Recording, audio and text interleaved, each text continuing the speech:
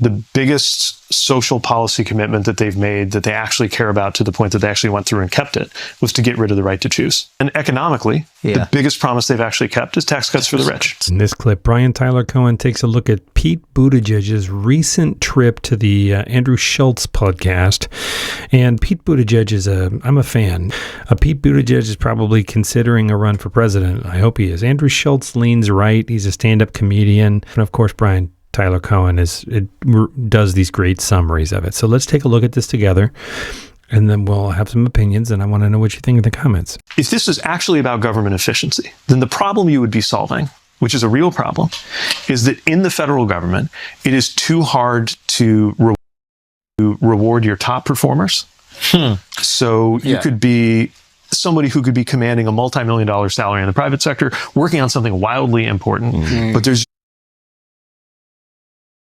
if this is actually about government efficiency, then the problem you would be solving, which is a real problem, is that in the federal government, it is too hard to reward your top performers. So you could be somebody who could be commanding a multi-million-dollar salary in the private sector, working on something wildly important, but there's just no way that you're getting, you're in your particular pay grade, same as everybody else. And to remove your bottom performance. Like a lot of people who've been in and out of business and government will tell me, like when I was in the private sector and the public sector, actually, like the top 10% were pretty much the same, these amazing driven people. The government ones weren't compensated as well, but they were purpose driven. But the bottom 10% was completely different because I couldn't do anything about the bottom 10%. Right? So imagine if Doge had come in and they had gone through every department and said, okay, we're going to create a way to reward the top performers. And we're also going to analyze whose job description is no longer needed, or their job performance is not there. And even though it's painful, even though maybe it's politically tough, like we're going to show them the door. That would be one thing. But they just sent an email to everybody, many of whom were in fact top performers.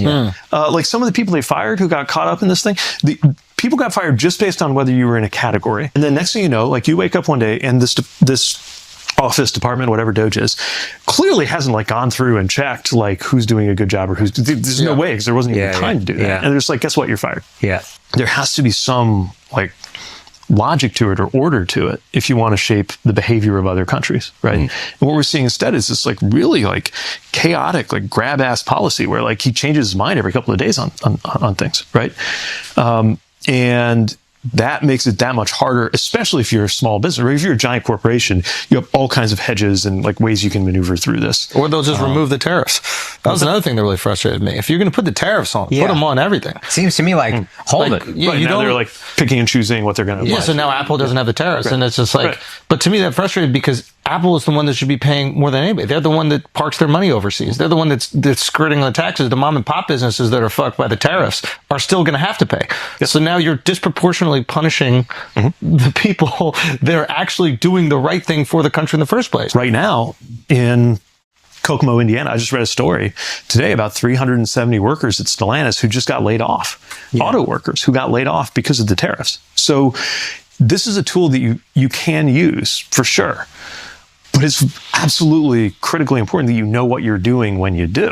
And if you're just making shit up as you go along, or if you're doing it for a reason that's actually less about helping middle America and more about consolidating power, which is what I think is actually happening. That was Pete Buttigieg on the Flagrant podcast with Andrew Schulz, who is a well-known right-wing influencer. Now, so as not to bury the lead here, I have seen a bit of the pushback, people saying, no thanks, this guy helped Trump win, how can you platform somebody like this? I cannot be more unequivocal in saying that Pete going into these spaces is what we need to be doing. We lost the last election. We lost the Electoral College and the popular vote. Our only job right now is to expand the tent. We don't have the luxury of imposing purity tests and saying, don't platform this guy or that guy, they voted for Trump. Maybe during the Obama era when we had huge majorities, but we don't have huge majorities. We don't have any majorities. And so our job right now is to bring people back into our tent. We do that solely by making the case where people are. I think that's a great point. We are not in a position to have the luxury of imposing purity tests. And by the way, Pete talking to Andrew Schulz is not an endorsement of Andrew Schulz. Pete talking to him means that he is talking to his audience of millions of people. There is no world in which that is a bad thing. Even Pete going on and appealing to a handful of people means that we've got a handful of people who wouldn't have otherwise heard our message. And that's worst case scenario. Best case, Pete wins thousands or tens of thousands of people. Or Andrew Schulz himself, who speaks to millions of people, gets bought in on what Pete is saying. The work of persuasion is hard, but Pete is the best of the best, and so this is the work that needs to be done. I agree with that too. I think in this, Pete is the best of the best. He makes these complicated issues relatable and understandable in a way for both sides of the aisle. That's absolutely critical right now. The reality is that if Democrats cede these spaces to the right, we allow them carte blanche to define us. It's no wonder that some of these right-wing audiences think that Democrats are communist, Marxist radicals. Oftentimes, there aren't any Democrats there to push back. I would rather be in a hostile environment to define myself than cede that hostile environment and allow my opponents to define me instead. But again, and I really want to stress this, that requires an understanding from Democrats, from all of us, that we will have to sit down with people who we might view as problematic, and that's okay. We need to be in these spaces. Do not punish people like Pete for doing the hard work of persuasion just because you don't like the person he's talking to. This isn't about you or me or us. This isn't about satisfying our qualifications or conditions. This is about reaching other people where they are. It's about bringing other people into the tent. Our job is to applaud this when it happens because this is the only way we get these people back. Consider, too, the Andrew Schultzes of the world are not Republican operatives nor hardened conservatives. These are likely people who might have supported Obama in 2008 and 2012. We can get these people back, but not if we're not willing to talk to them. Not if we're not willing to go into these spaces. Not if we opt to impose purity test and cast aside anyone who doesn't agree with us on every single point. And to follow through and put our money where our mouth is, right? I think part of the traction they get from the right is this sort of Nancy Pelosi, Chuck Schumer, these out-of-touch rich people trading in the stocks, right? So we have to actually deliver. We can't just talk the talk. And to that point, look, I think it's important to differentiate the bad actors who spread disinformation on purpose from the victims of that disinformation. Do the Alex Joneses and Ben Shapiros and Tucker Carlsons and Charlie Kirks know better? Absolutely.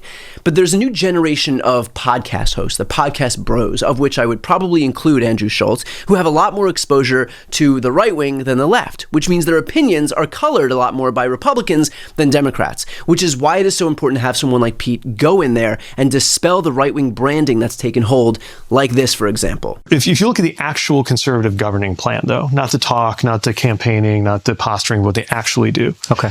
I would say the biggest social policy commitment that they've made that they actually care about to the point that they actually went through and kept it was to get rid of the right to choose. It's number one project of the Republican Party on the social side. Yeah. It's one of the few promises they actually kept. Yeah, that's valid, yeah.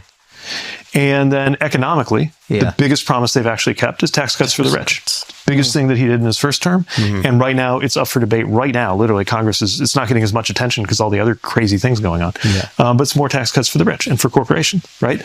So to me, like, most of the stuff he said he was going to do, he didn't actually do. He didn't do the big infrastructure bill he talked about. We actually did it. He didn't even build the wall. That's the thing. Build the wall was like a galvanizing statement.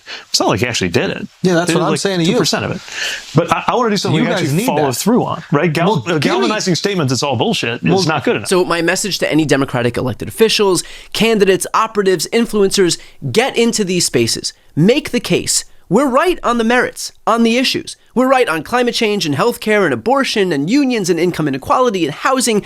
We just have to make sure that people know it. And my message for the broader electorate, give those folks space and grace to go into those uncomfortable spaces and do the hard work of persuasion. The last thing we need is to disincentivize or attack when Pete goes onto a right-wing podcast or when I go onto Piers Morgan or when anyone goes into these spaces. Our job, once again, is not to abide by or impose purity tests. It is to expand the tent.